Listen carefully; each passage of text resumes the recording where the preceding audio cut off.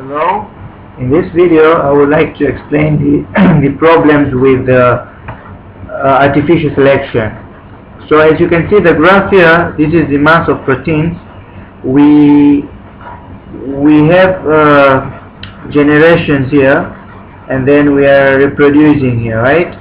I mean, this we are getting our maize or whatever it is.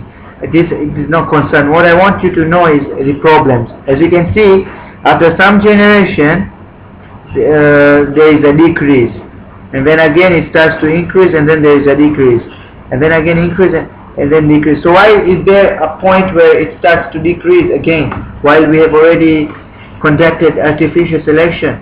The reason are the following: genetic variation.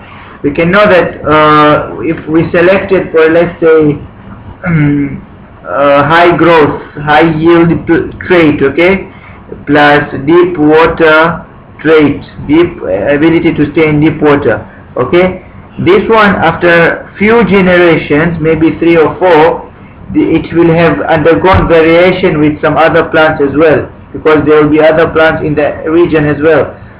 So there will be a variation, or maybe crossing over. Some of the traits will just cross over.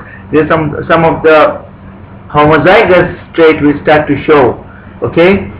So that is a genetic variation. And then again we will have environmental variation. There can be other selection pressure. Maybe rather than water there will be other pressure, let's say temperature, okay. Now this plant will try to adapt itself to high temperature instead of it's just water thing. So there will be variation. Now the plant which we selected artificially won't remain the same. So that's the thing. And then there is this polygenes. Polygenes we said are polygenes. We never talked about it, or maybe we did in some other regions. But it simply is the thing with the reproductive isolation process, speciation, okay. So polygenes are those genes which are made of, let's say we had this plant with 2 genes, right, 2 pair of chromosomes, and then maybe in meiosis did not occur correctly, so the gamete will not have 2 pair. Instead it will have just instead of having 1, it will have a pair. So now a pair with another pair will fuse, and if they fuse, they'll have 4. Or maybe a pair from the male will fuse with 1.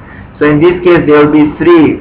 Normally there should be 2, right? It should be 2 from male and 2 from female. Divide, okay, and only 1 comes to meet, right? This is the normal case. But then sometimes we get cases like this, where 2 comes from male and 2 comes from female. They don't divide. Okay, maybe there were 4. Maybe in the meiosis process they did not divide, and even the female did not divide. Or sometimes we can get a case where in the female they divided, in the male they didn't divide. So they will fuse. They will get 3 gametes here.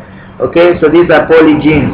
So if these polygenes form, then we won't have the species we require. This one will have speciation. It will form other species. So the mass of the proteins produced will obviously decrease. So hope that was clear. And the other thing is experimental error. The scientist must have done some errors, and so this will at some point have an impact on the maize population, and they will decrease. Okay, so those are the reasons why the protein yield does not increase steadily, or why is there no increase in generation, steady increase in generation? Why is there this slopes down? Okay, so that's the reason, the variation. Hope that was clear. There was the problem of artificial selection. Hope that grasped your brain. Thank you for listening.